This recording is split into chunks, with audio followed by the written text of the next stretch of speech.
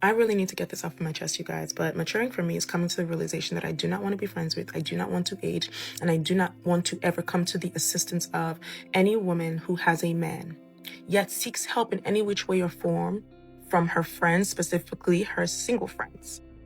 Especially the type of woman who makes having a man her entire identity, who has a sense of superiority for having a man, yet belittles the people around her who are single. So anyways, as this event was coming up, I was like asking people like, hey, are you going? Blah, blah, blah. There was this one particular woman, and she said, no, I'm not going. And she's not married, by the way. So I was like, oh, why not? She said, well, I don't have a +1. And I said, you can go by yourself or you can bring a friend. I'm coming by myself. And she said, well, it's just not the same when you don't have a husband and everybody's bringing their husband. And in my mind, I'm just like, girl, it's not that deep. But I don't know. To her, she refused to show her face alone and single. And then there was another woman. She's married. She's about maybe 30, but she's married, but her husband travels for work, so he's not always available. So I asked her, I said, are you going, right? And she said, no, I'm not going to go.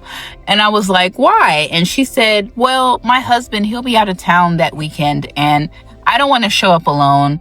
And I'm like, well, you can bring a friend or something. And she was like, no, it's just not the same. Like, literally, these are what these women said verbatim. I think we all have been told a lie that if you do meet the right person or the person that's absolutely perfect for you, that you will have your happily ever after, because that is absolutely a lie. I don't know why we have this brainwashed thinking that once you meet this person, you have to stick it out with this person through good or bad, through right or wrong, through ups and downs. You don't have to do that. Like, marriage isn't for you to suffer in, it's for you to grow in. And more people, because we did not have these type of conversations from the older generation telling us the truth about their marriage because they were holding up some type of pride, or most likely it was just like really their ego. But like, I don't even want to say that, because back then they were reliant on each other. They were very codependent. But now we have the opportunity to be our own selves. And maybe that will be the downfall of our human, like, growth. Why do we want women to hate other women? It's very simple. Because a woman who can't trust other women is left with only one source of validation: men. She'll seek approval from a system that rewards obedience, not wholeness. She will measure her worth by how much she is wanted. She will contort and silence to keep their attention. She'll shrink her hunger, she'll punish her body for daring to age, and she'll learn to be desired, but never to be known. Because most men, conditioned by the same system, they want her frozen in time, forever 17, forever agreeable, forever digestible. Hello fam, how are you all doing? I hope you all are doing good. I have been thinking a lot lately. A lot of men are in relationship or marriages with women who are tired. Women who are quietly fading away because they've lost themselves, their individuality, their spark. All these are happening because they don't have peace at home. The man they are with is not giving them peace of mind. Coming up is a video of a married lady that came online to share her frustration. She's married, like I said, and according to her, she said she doesn't think marriage is worth it. She said she has lost her peace. She has lost herself as an individual. She also claimed that her husband is a good man. People in the comment section were asking her, how can he be a good man and you're passing through all these? Let's have a look at the video. It's just not worth it dealing with someone else every single day of your life. Every day. Every day you gotta deal with somebody. Oh, is marriage even worth it? It's not. It's not. At some point, you're gonna realize that it's always best to just be alone. Because I've been married for about 7 years, and I don't even know if this is worth it. Like, and not saying that there's anything necessarily wrong. There's nothing wrong, and that's the point. Like, I don't even know why I'm upset. I'm just, like, not thinking that I made the right decision. Like, and I have a good man. I do. And that's not the point. The point is, it's like, you really do lose yourself. You lose your sense of individuality. You lose your sense of peace. And this could be even to a good man. like, you're gonna lose something, and I don't think it's worth it. Like, at all. I've always had a dream of, like, getting out of my hometown, like, city and moving on, like, moving forward. Like, life is supposed to be experience. Like, we're supposed to be doing new things and traveling and all that. And I do all. But at some point, like, I don't know if I want to continue doing this every single day of my life. Like, always checking in with someone, always having to consider their feelings, it's always somebody else. You're never alone. You never have a moment to yourself. You never can do that. And I don't know, like, and there's gonna be some bitches out there that say, like, oh no, you should not. No, be weird and not a real ass couple. But I really want girls to know, like, even if it's absolutely worth it, I don't think it is. Even if you found the most perfect man, it's not worth it. It's not, like, it's always gonna be best to just, like, be alone. And maybe that's why so many men tell older women they're gonna die alone and be so sad. I'm sad with a great man. Like, maybe it's just, like, not my personality. And, like, I know girls are out there and they're, like, dying for, like, a relationship like mine. Like, he takes care of me, but, like, I'm sorry, I can't even really barely deal with myself and my own emotions. Imagine somebody that you know for such a short amount of time. Because you're never gonna know that man like you think you do. And that's just not in a negative way. Like, I just don't think marriage is for me. And I'm tired of it. And I don't know what else to do. Because it's just like, imagine living a fairy tale and it's nothing like you imagine it. You're living your literal fairy tale and it's not what you want. It's not what you want. Even if you think that you want it, even if it's exactly what you dreamed of, it's still just, I don't know.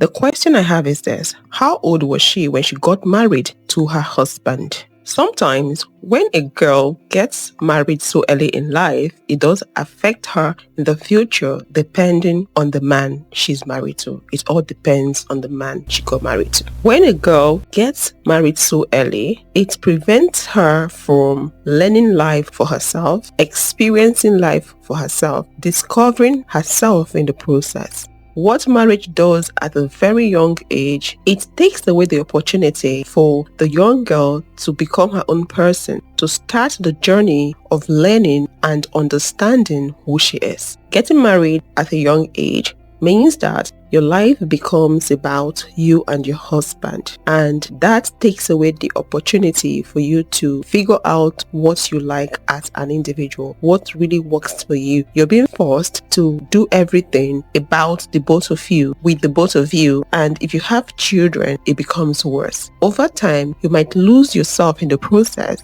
You'll start feeling empty, searching for something else to complete you. Marriage is not for everyone. Motherhood is not for everyone. Imagine getting married so early in life and later on in life you are realizing that it's just not worth it dealing with someone else every single day of your life. Every day you gotta deal with somebody. It's always best to just be alone. I've been married for about 7 years. I'm just not thinking that I made the right decision, and I have a good man. I do. I don't know if I want to continue doing this every single day of my life. Always checking in with someone, always having to consider their feelings. It's always somebody else. You're never alone.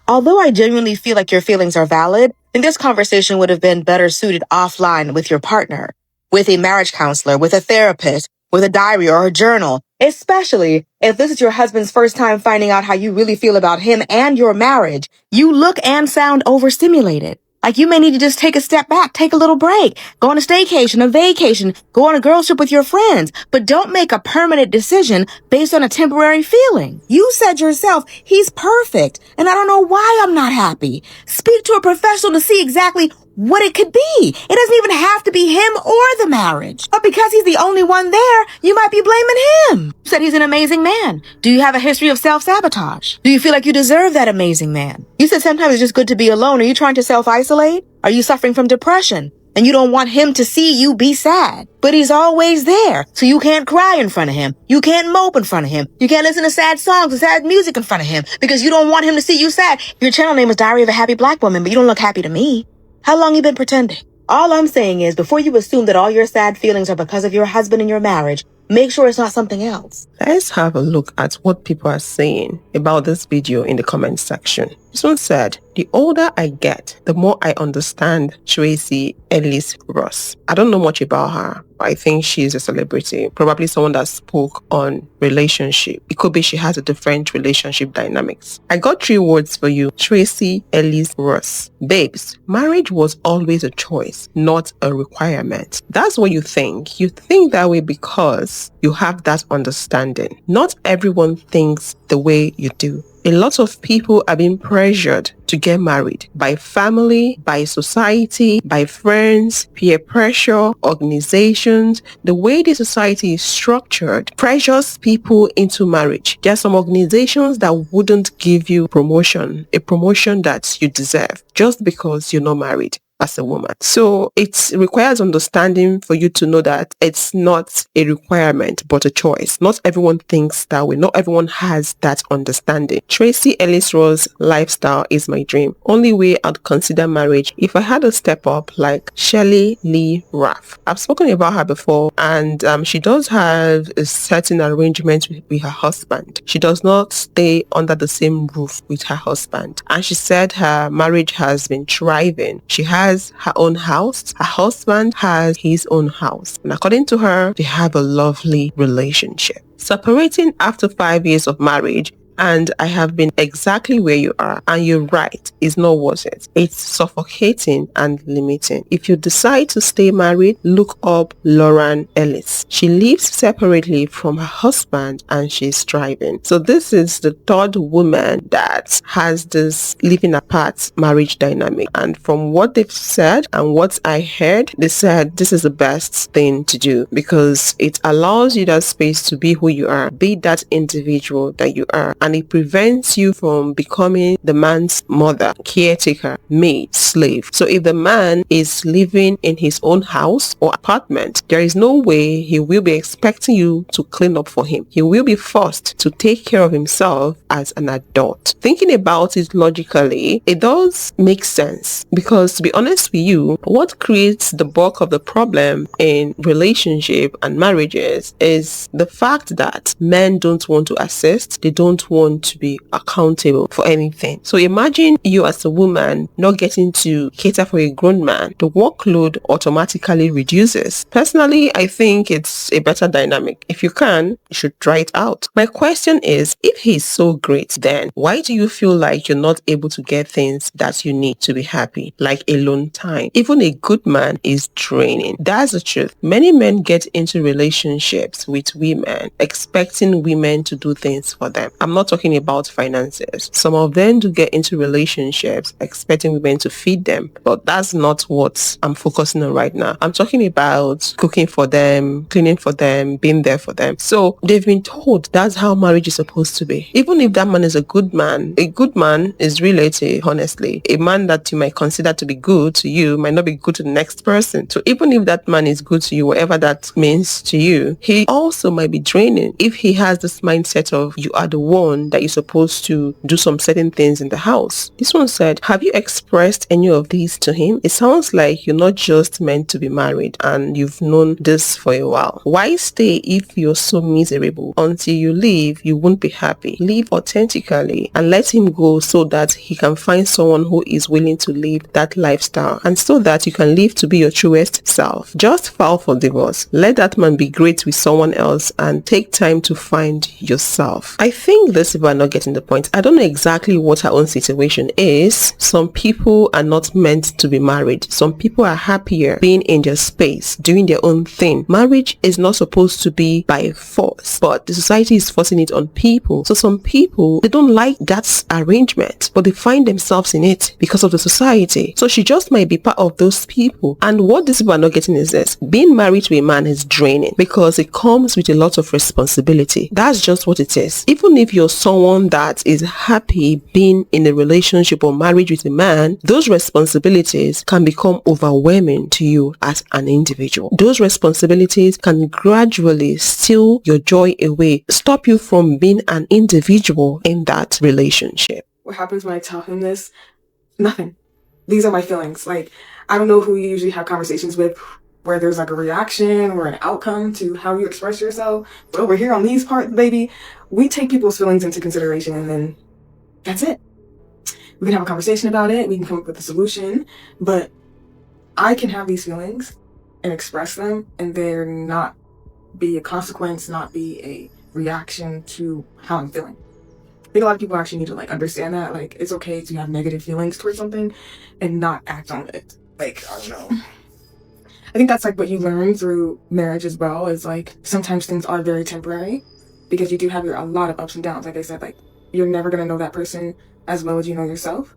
And that is why you have to express yourself when you are in a relationship with someone, because they don't know what's going on with you. They don't know what you're feeling. They don't know what you're thinking. So when you do express yourself in a way that's able to like be understandable, but also know that you're just having a conversation. Like, that's it. I think we all have been told a lie that if you do meet the right person or the person that's absolutely perfect for you, that you will have your happily ever after, because that is absolutely a lie. I don't know why we have this brainwashed thinking that once you meet this person, you have to stick it out with this person through good or bad, through right or wrong, through ups and downs. You don't have to do that. Like, marriage isn't for you to suffer in, it's for you to grow in. And more people, because we did not have these type of conversations from the older generation telling us the truth about their marriage because they were holding up some type of pride, or most likely it was just like really their ego. But like, I don't even want to say that, because back then they were reliant on each other. They were very codependent. But now we have the opportunity to be our own selves. And maybe that will be the downfall of our human, like, growth. But then at the end of the day, my happiness is my priority, and you cannot be in a successful marriage with anybody if you don't take care of yourself first. Our people should be more concerned about how the relationship feels rather than how it looks. Because the reason why authenticity feels so weird to most people is because they're living in shame. They're more afraid of like the backlash of like what it's going to look like if their relationship fails, if they're gonna have like a hiccup in the road, rather than being honest with themselves and talking about it. I used to operate that way. I used to operate in like, oh, if I'm not having a positive emotion, like this isn't something that I'm supposed to be feeling. And that's like detrimental to your mental health. Because in all actuality, nothing's ever going to be perfect. If you live in this constant state of like fear or shame or like surveillance that you must be doing something right, or you must be taking everyone's like feelings into consideration, or you must be this positive person, you're gonna go crazy. That's why so many people are unhappy, because instead of just like actually realizing that it's okay to be a negative fucking person, it's okay to have these negative feelings because we're all human, you're being oppressed, because that's how the system keeps going, is if you keep going. Sometimes it's okay to take a break and realize something's not meant for you. Let's read more comments. This one says, how are you sad with a great man? Let him go if you're not happy. Let him be with someone that wants him. Married for 30 years and have never felt like this. Some people should stay single. This is what people are not understanding. Some people believe that because the marriage is favoring them means that everyone should be married. They start wishing marriage on everyone. No, marriage should not be compulsory. Any man you get married to has the tendency of draining you. It all has to do with your mindset. Sometimes, without realizing it, some men subconsciously end up controlling or even enslaving the women they are with, women they are married to, be it a good man or a bad man. It takes a lot of intentionality for a man not to maltreat the woman he's married to. I'm saying this because over the last 2 days, I had a live stream where men came on stage to talk. And as I listened, I realized something. Some of them genuinely don't know that what they are doing is controlling. Not like I had a lot of people on the stage but a particular one made me realize that, oh, he had no idea that what men are doing to women, what some men that think that they are good are doing to women, was basically controlling those women and taking their voices away from them. Please don't get me wrong, I'm not making excuses for them. Some of them do know. And the scary part here is this, yeah? When they realize it, some of them don't even care because it's not being done to them. So they really don't care. But here is the truth. This is what I think. If a man is subconsciously enslaving a woman, treating her badly and robbing her of peace, that man has lost touch with his humanity. You don't need someone to tell you how to treat your fellow human, especially when you know that being treated badly is something you wouldn't take. So why then should you wait for someone to come tell you that you treating your neighbor badly is bad? Any man tells you that he had no idea that he was subconsciously enslaving the woman he has in his life, one thing comes to my mind. It means that that man, or most men out there, don't see us as humans. Like I said, if someone not treating you nice hurts you, why then would you feel comfortable doing it to your neighbor? I really need to get this off my chest, you guys, but maturing for me is coming to the realization that I do not want to be friends with, I do not want to age, and I do not want to ever come to the assistance of any woman who has a man, yet seeks help in any which way or form from her friends, specifically her single friends. Especially the type of woman who makes having a man her entire identity, who has a sense of superiority for having a man, yet belittles the people around her who are single. What do you mean you need me to come help you paint your bedroom? The bedroom that you lay in with your man? What do you mean you need me to give you $100? Don't you have a man for that? What do you mean you need me to come help you open an account? You need me to come help you take an assignment? You need to come help you fix a what? That's his field. That's his expertise. That's his profession. Why isn't he helping you? Why isn't he helping you? It would be a whole different situation if you were open about the fact that you were being dogged behind closed doors and people knew that you were actively trying to get help for this. But you are out here keeping up appearances and making it seem like your life is perfect and belittling other people around you, yet seeking help. You are a dangerous person and you should be completely embarrassed. So I didn't realize how big of a deal like marriage really was in other cultures until I started working with and socializing with women that were different races and cultures than me. So quick story time. A few months ago, we had like this work event, which was basically like a gala / ball. You can dress up in a gown. It was free. You get unlimited drinks, food. You get to look pretty. Overall, a good time, right? So my department has about 17 women, and I would say I am one of 2 Black women. And then there's a mix of like Hispanic, but mostly white. So anyways, as this event was coming up, I was like asking people like, hey, are you going? Blah, blah, blah.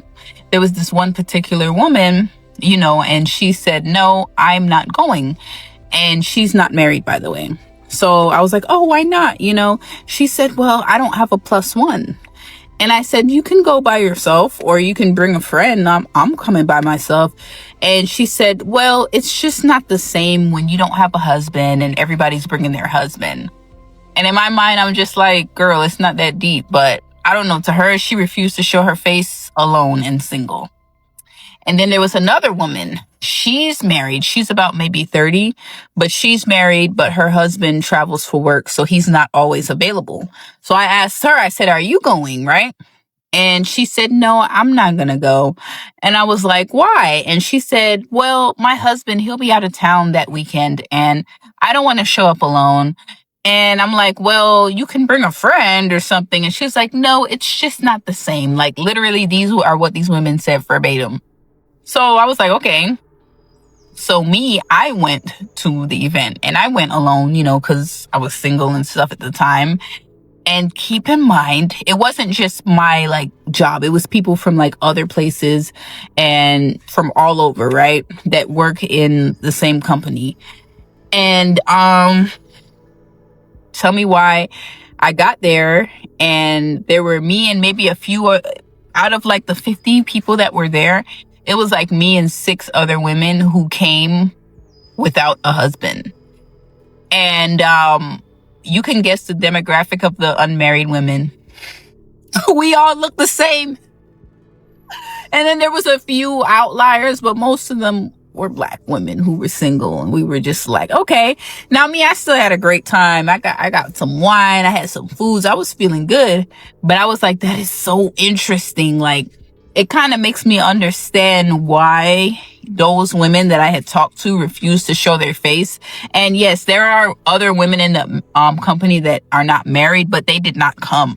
Like, but yeah, everybody was there with their husband and they were dressed up and it was nice. But I was like, wow, like y'all really take this marriage thing like seriously. And don't get me wrong, my outlook on marriage is, yes, of course I want to get married one day, but it's not like a life or death situation. Like, it's something that has to happen naturally. If I meet someone and we, hit it off and it gets to that point, then great. But I'm not going to like spend my life like stressing about being unmarried, because it's not something that I can completely control all the time.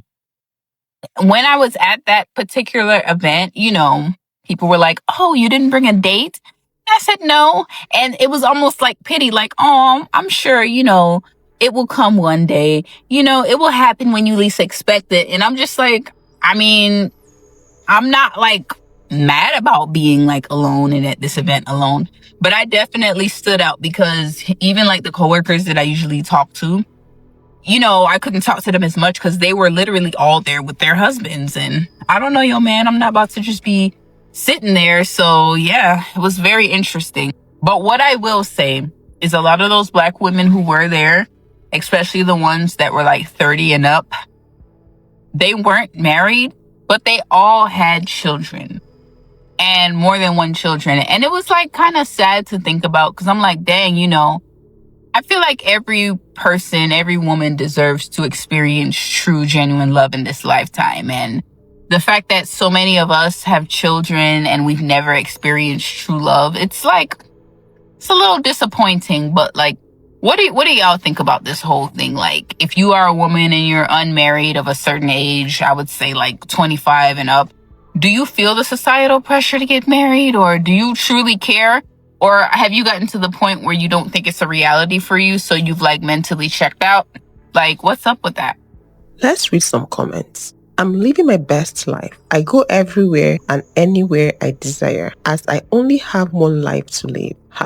#born only. Well, to be in a happy, healthy marriage is a beautiful thing, but people don't want to settle, and I understand that. Some people are in miserable marriages for the sake of it. Marriage is tied to so much. I think most cultures and societies put so much value on marriage. I am saying the focus should be on healthy and happy marriages versus you just need to be married. Let's also remember, marriage isn't the goal or desire of every woman. But the society don't get that. Imagine passing out on free food, drinks, and people because they are single. I would have thought it would be the perfect time to meet other single men. This is why many Caribbeans and Africans are mixing together. Caribbean men don't value marriage. Only few, like my father, who are rare. And I get it. Everyone doing what they have to do. The funniest part is that they are endorsing the system that makes them feel ashamed. If they were normalizing being outside without their men, they would stick out less, since more women would do it. Do you know of any woman or group of women that wouldn't go anywhere without their husband? So many married women are like this, especially the Christian married women. And it's not like the reason why they don't want to go alone is because they can't physically go. No, it's because somewhere along the line, society taught those women to be that way. They've told them that is how it's supposed to be. There are women who wouldn't attend a wedding, a dinner. No, they wouldn't even do that. Even a small birthday hangout unless hubby is by their side. It's almost like their worth or safety pass has to be stamped, approved by a man before they can step out. Society itself forces this idea on us. There are functions that make it feel like you're not complete unless you're standing next to a man in the entrance picture. There are some certain high-class events that will subtly or even outrightly expect you to come with your partner. And if you're single,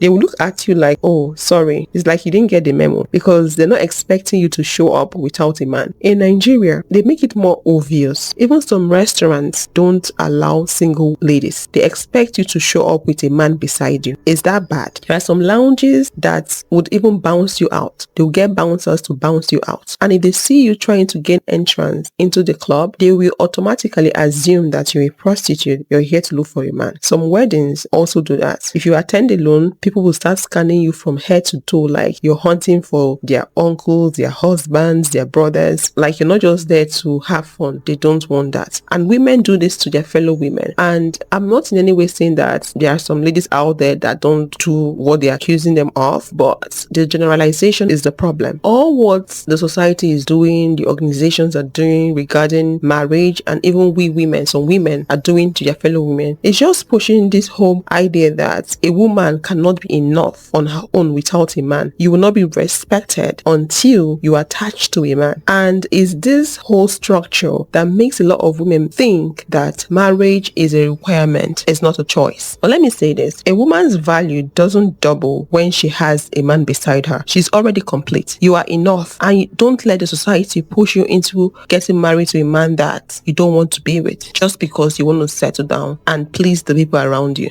No, your happiness should always come first. Why do we want women to hate other women? It's very simple.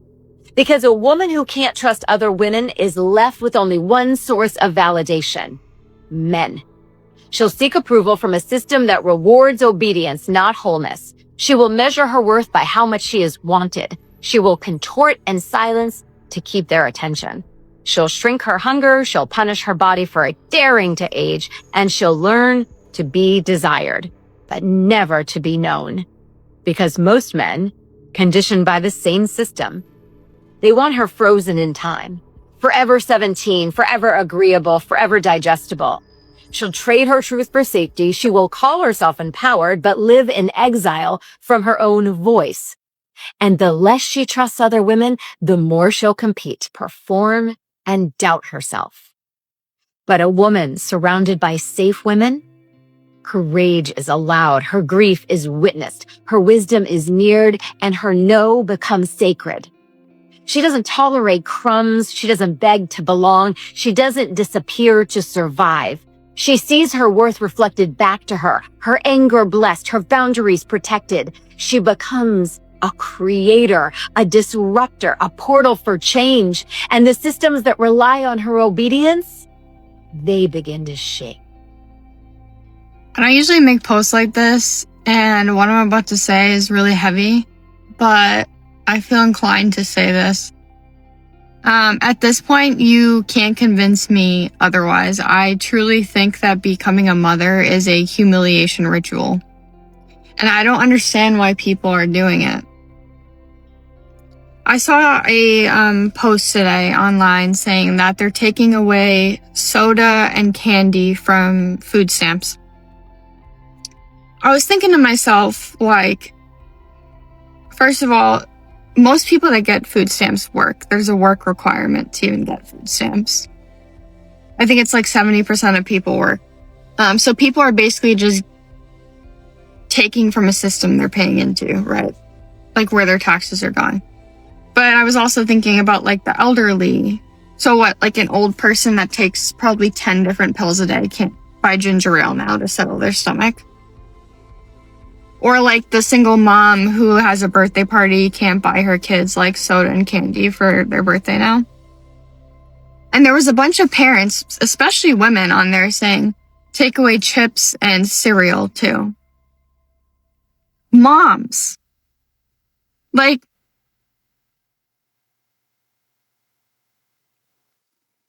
everyone is playing into this humiliation ritual of women. Like, even other women and moms, like, they want you to have the bare minimum if you're poor. And even then, like, why?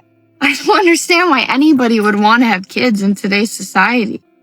This is the thing that people don't understand. Like, every single person on this planet, unless you have an unexpected death, is going to become disabled. You are going to become disabled someday. It's just a matter of when. You could be 17, you could be 25, you could be 30, you could be 80. One day you will be disabled. One day you'll be disabled and you'll need food stamps. And you'll need this and that and the third. Or your kid might be born disabled. Like, why would you ever want to bring a child into this? Why? Why do we convince people that it's a good idea? Like, why do we pretend like we are humiliating women and children? And we act like we protect them and like we don't. Things are different now. Things are weird now. Dudes don't even get up out of their seats for pregnant women on trains. Do you see the way pregnant women are treated? Pregnant women are more likely to be killed when they're pregnant than any other time. Like, the person most likely to kill you if you're a woman is your husband. Why would you ever tell women to do this? Why would you do this? To have a kid? So that they can live in this world? I don't understand it. Like, these people want you to have kids because they want to humiliate you. And the worst part is most of them don't even know that that's what they're doing. It's subconscious. It's so trained into our society to humiliate women and mothers. I love women and mothers so much that I'm telling you to not have kids anymore. Because these people are preying on your downfall. This society is not cut out for women and mothers, and it is sad.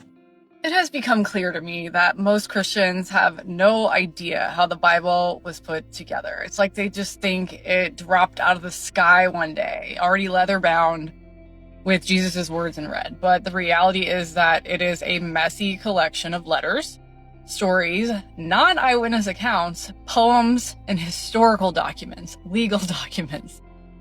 And they were debated, argued over, cherry-picked by church councils centuries after Jesus lived. And Jesus wasn't even his name, but somehow it's the name above all names. I'll save that for another video. Anyway, entire books were left out. Stories were altered on purpose. Translations came from other translations, each one losing more and more of the meaning from the original Hebrew, Aramaic, and Greek. Then comes King James. Yeah, the guy most modern Christians will swear by. He actually commissioned his version not for purity, not for accuracy. He did it to consolidate his own power. He did it to control the masses and justify his monarchy. And the truth is, he was a violent, manipulative ruler who knew exactly how to use religion as a weapon. And it's just crazy to me that people are still using it as a weapon today. But ask most Christians about this and they'll look at you like you're speaking another language because they've been taught, they've been programmed to never question the book, even though the book itself has been questioned, edited, and weaponized for 2,000 years. And anytime you do question it, you get this circular logic that the Bible is true because the Bible says it's true. And they usually quote a line from a letter that Paul wrote to Timothy when they say that. When somebody says the Bible is true because the Bible says it's true, it's like plugging a power strip into itself and expecting electricity. Circular logic is not proof. It's just blind faith talking to itself. But if people actually did the research, if they knew what was left out and why, and if they understood how much of modern Christianity is built on mistranslations and political agendas, the awakening would be a rude one, but at least they'd be awake. This will probably get me canceled, but it's the truth. So here we go. All religions are man-made. God isn't. God isn't Christian, Muslim, Catholic, or Buddhist. God is bigger than your label. If your God tells you to divide, you're not talking to God. If faith makes you feel superior, you're only worshiping yourself. If your God hates who you hate, you created him. If your religion needs an enemy, that's not worship. That's politics. Your church isn't the only road to God. It never was. Because religion didn't create God. But man, it sure created a whole lot of wars.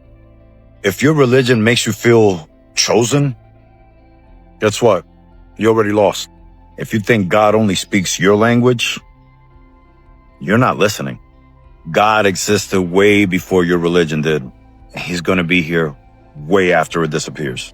All this to say, religion divides, love unites. So which side are you on? I choose spirituality over religion and over fake worship and man-made religions. Those are politics. They're used to divide, create wars.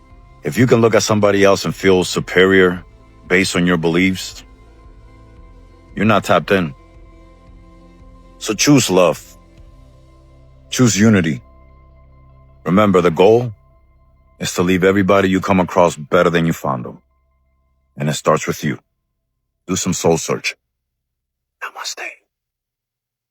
Please, my Christian audience, take it easy on me. Don't attack me. I'm not saying you should stop believing in what you believe in, but I'm just trying to make you think deeper and maybe see things from different angles. You're not forced to do so. You are not mandated to do so. But just think about it. Let me know what you think about this video in the comment section, and I will see you all in the next one. Thanks for watching.